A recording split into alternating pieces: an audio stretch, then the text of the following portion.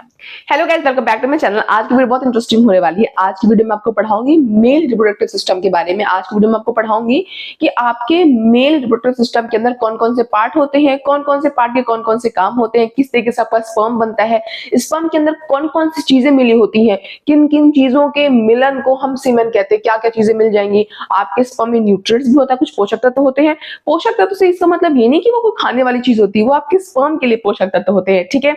और साथ ही साथ समझेंगे कि अगर इस टॉपिक से आपके एग्जाम में क्वेश्चन आता है तो किस प्रकार का क्वेश्चन आ सकता है। एमसीक्यू टाइप में भी पढ़ेंगे, कुछ कुछ लॉन्ग टाइम में पढ़ेंगे। तो वीडियो बहुत इन्फॉर्मेटिव होने वाली है। अगर आप किसी भी कॉम्पिटिटिव एग्जाम की तैयारी कर रहे हो, क्लास 10th में हो, क्लास 12th में हो, इवन अगर जूनियर क्लासेस में हो, तो भी आपके लिए टॉपिक, ये वीडियो बहुत ज्यादा इन्फॉर्मेटिव होने वाली है। तो स्टार्ट करते हैं। सबसे पहले आपको साफ साफ मेरा ये डायग्राम दिख रहा होगा। ये डायग्राम है मेल रिप्रोडक्टिव सिस्टम का। इसमें जितने भी पार्ट्स हैं उन सबके हम फंक्शन को लाइन बाय लाइन पढ़ेंगे, ठीक है। अब देखो, सबसे पहले आपको दिख रहा होगा ये वाला हिस्सा, इसको कहते हैं टेस्टिस, ठीक है। अब देखो, जो पुरुष होते हैं, जो मेल होते हैं, उनके पास दो टेस्टिस होते हैं। टेस्टिस बहुत इंपॉर्टेंट होता है। वो आपके एब्डोमिनल कैविटी यानी कि आपकी अंदर नहीं होता, वो आपके शरीर के बाहर लटका होता है, क्योंकि वहां पे बन रहा होता है बहुत ही अहम चीज, स्पर्म। अब स्पर्म बनने की जो तापमान होता है वो शरीर के तापमान से लगभग लगभग 2 से 3 डिग्री सेल्सियस कम तापमान चाहिए, तभी जाके आपका स्पर्म अच्छी तरीके से बन पाएगा। इसीलिए आपका जो टेस्टिस होता है वो आपके शरीर के बाहर लटका हुआ होता है। ये है वो अहम जगह टेस्टिस, और यही बनता है आपका स्पर्म, और यही से प्रोडक्शन होता है मेल हार्मोन टेस्टोस्टेरोन का, जो पुरुषों का मुख्य रूप से सेक्स हार्मोन होता है। बहुत इंपॉर्टेंट हार्मोन है इन मेल, ठीक है। अब देखो, सबसे पहले ये टेस्टिस, आपको एक बाहर एक लाइन दिख रही होगी, ये थैला होता है, सैक लाइक स्ट्रक्चर, जिसे हम कहते हैं स्क्रोटम। जिस थैले के अंदर आपका टेस्टिस रखा हुआ होता है, टेस्टिस बॉल लाइक स्ट्रक्चर, और वो बॉल जिसमें रखा हुआ है थैला, उस थैले को सैक लाइक स्ट्रक्चर कहते हैं हम, स्क्रोटम। उसके बाद आपको एक ट्यूब दिख रही होगी, ठीक है। ये देखो, आपको एक नली दिख रही होगी, यहाँ से नली जा रही है, जा रही है, जा रही है, यहाँ से वो नली क्या आ रही है, बाहर निकल जा रही है, ठीक है। तो जो ये ट्यूब है, ये जो डक्ट है, इस डक्ट कहते हैं हम वास डिफरेंस कहते हैं, ठीक है। इस डक्ट का बहुत अहम रोल होता है। जो स्पर्म आपके इस टेस्टिस में बन रहा है, उसको ले जाने का काम आपका ये वास डिफरेंस करता है, ठीक है। उसके बाद जो आपकी टेस्टिस है, उस पे आपको एक कैप लाइक स्ट्रक्चर, एक टोपी नुमा आकृति दिखाई दे रही होगी, इसे हम कहते हैं एपिडाइमिस। ये भी बहुत इंपॉर्टेंट पार्ट है। ये क्या करता है, आपका स्पर्म टेस्टिस में बन रहा है, बट टेस्टिस में जो स्पर्म है वो मैच्योर नहीं है। अब इसको तैरना नहीं आता है, अब इसको चलना नहीं आता है, उसमें एनर्जी नहीं है, कुछ भी नहीं है वो, तो आपका स्पर्म मैच्योर नहीं, एक तरीके से आप कह सकते हो। तो आपका स्पर्म यहाँ पे टेस्टिस बनता जरूर है, बट मैच्योर होने के लिए जाता है वो यहाँ पे एपिडाइमिस में। यहाँ पे स्पर्म आपका मैच्योर होता है, यहाँ मूव करना सीखता है। उसके बाद जब आपको बाद में उत्तेजना महसूस होती है, आपको इरेक्शन होता है, तो उस टाइम पे जब आपको उत्तेजना फील आपको होती है, उस टाइम पे क्या होगा, जब आप स्टिमुलेट होगे तो इस वास डिफरेंस, ये जो नली है, इस नली के रास्ते जो आपका स्पर्म है वो आपके यूरेथ्रा मार्ग से बाहर आएगा। वो हम आगे समझेंगे, ठीक है। लेकिन फिलहाल के लिए टेस्टिस में क्या बन रहा है, स्पर्म बन रहा है। ये जो स्पर्म है इस नली के माध्यम यहाँ बनने के बाद इस जा रहा है एपिडर्मिस में, जहाँ पे वो मैच्योर हो रहा है, और जब आपको उत्तेजना महसूस होती है, स्टिमुलेशन होता है, तब इस नली से आपका जो स्पर्म है वो बाहर आता है। अब बाहर आने से पहले कुछ कहानी है, ऐसा नहीं कि सीधा सीधा स्पर्म बना, मैच्योर हुआ और आपको उत्तेजना हुई और वो बाहर आ गया। उसके बीच में कुछ कहानी आती है। अब देखो, उसके बाद पढ़ते हैं। ये आपका सेमिनल वेसिकल एक ग्लैंड है, और ये आपका है प्रोस्टेट ग्लैंड, ये भी एक ग्लैंड है, और ये आपका काउपर्स ग्लैंड। उसके बाद आपको दिख रहा होगा ये एक ट्यूब है, एक नली है, जो कि जा रही है आपके ब्लैडर में। ये आपका है यूरिनरी ब्लैडर।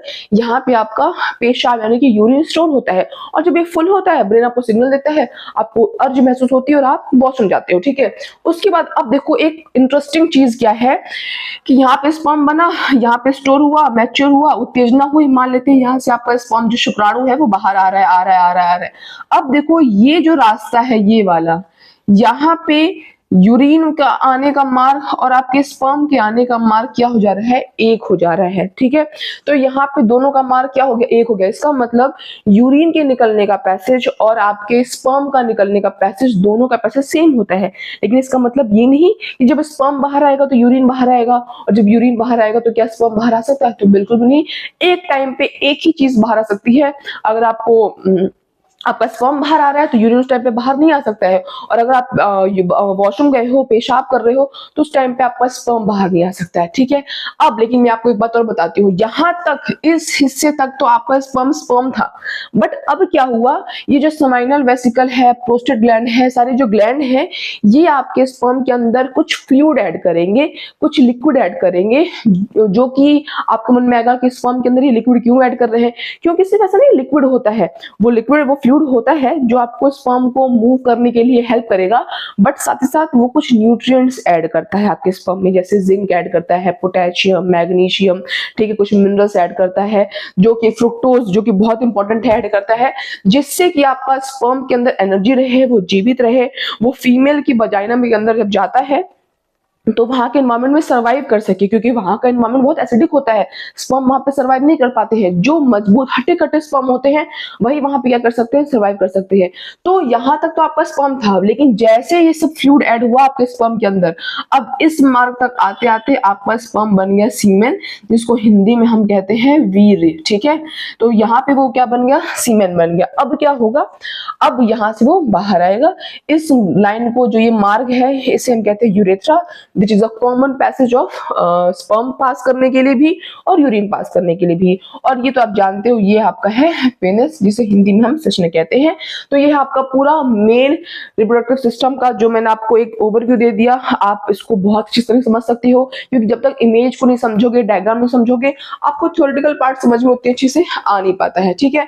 तो आगे बढ़ते हैं। तो वही कह रहा है, देखो कि द मेल रिप्रोडक्टिव सिस्टम के अंदर क्या होता है, produce male gametes. Male gametes का मतलब होता है जो आपका जो मेल का रिप्रोडक्टिव पार्ट है, एक गैमेट्स प्रोड्यूस कर रहा है, मेल गैमेट्स को हम कहते हैं स्पर्म, यानी कि स्पर्म का वो क्या करता है, प्रोडक्शन करता है। उसके बाद मेल हार्मोन, जिसका नाम क्या होता है, टेस्टोस्टेरोन का प्रोडक्शन करता है। उसके बाद कह रहा है कि it also helps in transferring sperm into the female reproductive tract. और क्या होता है कि अब जो स्पर्म बना हुआ है वो फीमेल के रिप्रोडक्टिव ट्रैक्ट में जाएगा, और उसको भेजने का काम भी कौन करता है, मेल रिप्रोडक्टिव सिस्टम का जो आपका पेनिस पार्ट है। कह रहा है कि it consist of testis, ducts, glands and penis, जो कि मैंने आपको बताया कि उसके अंदर क्या क्या होता है, टेस्टिस होता है, डक्ट होता है, कुछ ग्लैंड्स होते हैं और आपका पेनिस होता है।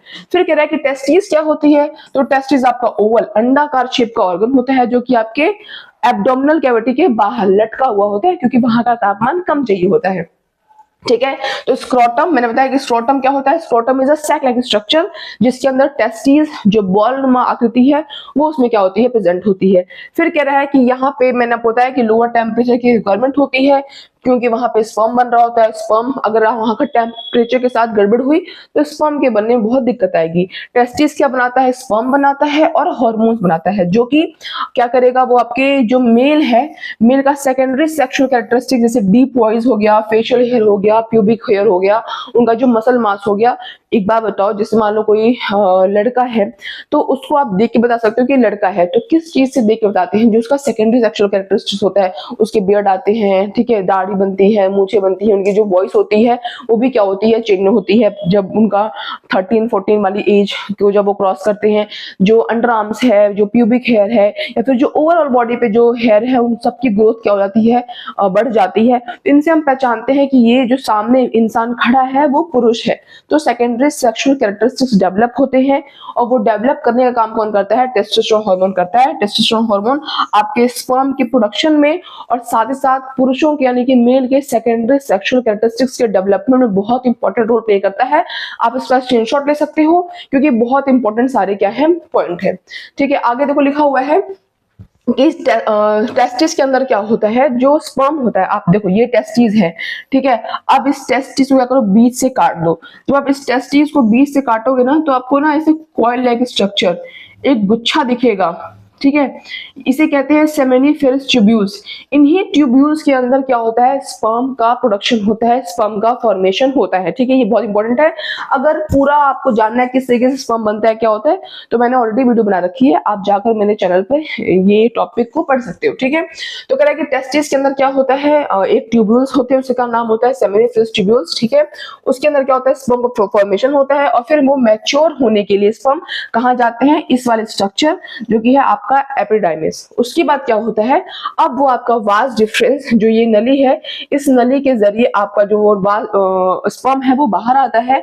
उसके बाद ये यूरेथ्रा यानी कि आगे से बढ़ जाता है और बीच दौरान में क्या होता है, कुछ फ्लूइड उसके अंदर ऐड करते हैं। ठीक है, वही कह रहा है, देखो जो आपका समाइनल वेसिकल है, जो आपका प्रोस्टेट ग्लैंड है, ये क्या करते हैं, ये कुछ फ्लूइड को ऐड करते हैं। जब वो क्या बन जाता है, सीमेन बन जाता है। अब क्या होगा, ये जो फ्लूइड है वो न्यूट्रिशन देते हैं, एनर्जी देते हैं, प्रोडक्शन देते हैं आपके स्पर्म को, ताकि आपका स्पर्म फीमेल की वजाइना में, फीमेल के रिप्रोडक्टिव ट्रैक्ट में जाकर वहां पर सर्वाइव कर सके। फिर क्या है, जो यूरेथ्रा होता है आपका, वो कॉमन पैसेज होता है। मैंने आपको बताया ये यूरेथ्रा है, ये आपका कॉमन पैसेज है, यहीं से स्पर्म आएगा, यहीं से यूरिन आएगा, लेकिन एक टाइम पे सिर्फ एक ही चीज आएगी, दो चीज एक साथ नहीं आ सकती है। ठीक है, फिर कह रहा है कि जो पेनिस होता है आपका, वो क्या है, वो एक्सटर्नल मेल रिप्रोडक्टिव ऑर्गन है, जो कि आपको आपके स्पर्म को फीमेल के रिप्रोडक्टिव ट्रैक्ट में ट्रांसफर करने का काम करता है। ठीक है, अब देखो आगे लिखा हुआ है कि इंपॉर्टेंट क्वेश्चन, कि किस तरीके से आपके एग्जाम में क्वेश्चन आएगा। देखो आपको मैंने डायग्राम बहुत अच्छे समझाया। ठीक है, डायग्राम के बारे में जो ओवरव्यू डिटेल होता है वो भी मैंने आपको समझाया। अब आपके मन में सवाल आना चाहिए कि किस तरीके का क्वेश्चन हमारे एग्जाम में आता है। ठीक है, तो सबसे पहले एमसीक्यू फॉर्म में देखते हैं। कह रहा है कि which part of the male reproductive system carries sperm from the epididymis to the urethra. कह रहा है कि मेल रिप्रोडक्टिव सिस्टम का कौन सा पार्ट है जो कि आपके स्पर्म को ले जाता है आपकी एपिडाइमिस से यूरेथ्रा तक। ठीक है, तो देखो सब उसका आंसर क्या होगा, ureter no, vas deferens yes, vas deferens वो नली है, वो ट्यूब है जो कि आपके स्पर्म को ट्रांसफर करने का काम करती है। एक बार दिखा देती हूँ वास डिफरेंस। ये जो नली है, ये नली आपकी क्या है, वास डिफरेंस है, सॉरी वास डिफरेंस है। ठीक है, यही ले जा रही है आपके यहाँ पे, यहाँ से इसको लेके जा रही है, जहां पर क्या हो जा रहा है आपका ब्लैडर से आपका यूरिन भी आता है, फिर हम यूरेथ्रा से क्या कर देते हैं, पास कर देते हैं। ठीक है, तो वास डिफरेंस वो है जो कि आपके एपिडाइमिस से आपके स्पर्म को, मैच्योर्ड स्पर्म को ले जाने का काम करती है। ठीक है, ओके दैट्स इट। आगे पढ़ते हैं। Which of the following is not a function of the male reproductive system, कि कौन सा फंक्शन, कौन सा जो यहाँ पे जो लिखा हुआ है, कौन सा आपके मेल रिप्रोडक्टिव सिस्टम का पार्ट नहीं है। ठीक है, अब देखो लिखा है सबसे पहले काम नहीं है, तो सबसे पहले लिखा है प्रोडक्शन ऑफ स्पर्म। क्या ये आपके मेल रिप्रोडक्टिव सिस्टम का काम नहीं है? बिल्कुल है, स्पर्म का प्रोडक्शन तो होता ही है। टेस्टोस्टेरोन का प्रोडक्शन नहीं होता है? बिल्कुल होता है। नरिशिंग द एम्ब्रियो, है ना, एम्ब्रियो को नरिश, पोषण देने का काम करता है क्या? बिल्कुल भी नहीं करता है, ये तो फीमेल की बॉडी में होता है। ठीक है, फिर delivering sperm to the female tract, ये करता है, कौन करता है? पेनिस करता है, जो स्पर्म को फीमेल की वजाइना तक पहुंचाने का काम। ठीक है, आगे पढ़ते हैं। आगे लिखा हुआ है state one function of each, है ना, सभी के एक एक फंक्शन हमको बताने हैं। सबसे पहला किसका फंक्शन बताना है? टेस्टिस का फंक्शन। तो टेस्टिस क्या करता है? टेस्टिस आपके स्पर्म का प्रोडक्शन करता है, साथ ही साथ मेल हार्मोन जिसका नाम होता है टेस्टोस्टेरोन, जो कि पुरुषों के सेक्सुअल सेकेंडरी सेक्सुअल कैरेक्टरिस्टिक्स के डेवलपमेंट के लिए बहुत इंपॉर्टेंट है, तो वो बनाता है कौन? टेस्टिस। फिर कह रहा है वास डिफरेंस, वास डिफरेंस क्या करता है? तो वास डिफरेंस एक डक्ट है, एक ट्यूब है, जो कि आपके मैच्योर्ड स्पर्म को आपके एपिडाइमिस से लेकर जाती है। ठीक है, फिर कह रहा है उसके बाद बताओ प्रोस्टेट ग्लैंड का क्या काम होता है? तो प्रोस्टेट ग्लैंड कुछ फ्लूइड ऐड करता है जो कि आपके स्पर्म को नरिश करता है और उसके मूवमेंट में हेल्प करता है। ये एमसीक्यू टाइप क्वेश्चन हो गए। अगर आपको लॉन्ग फॉर्मेट में क्वेश्चन चाहिए तो ये रहा आपके सामने कि describe the male reproductive system in humans. तो जो भी मैंने आपको समझाया, अगर आपको लॉन्ग में चाहिए आंसर तो स्टार्टिंग के जो 2 स्लाइड थे आप उसका स्क्रीनशॉट ले सकते हो। अगर आपको शॉर्ट में चाहिए तो शॉर्ट का ये आंसर है कि मेल के पास क्या क्या आइटम्स होते हैं, कौन कौन से पार्ट होते हैं और कौन कौन से पार्ट और कौन कौन सा फंक्शन होता है। तो ये टॉपिक आपके एग्जाम के पॉइंट ऑफ व्यू से बहुत इंपॉर्टेंट है। अगर आपको इसमें कुछ डाउट होगा, कुछ भी प्रॉब्लम होगी, तो आप मुझसे आराम से कमेंट सेक्शन में पूछ सकते हो।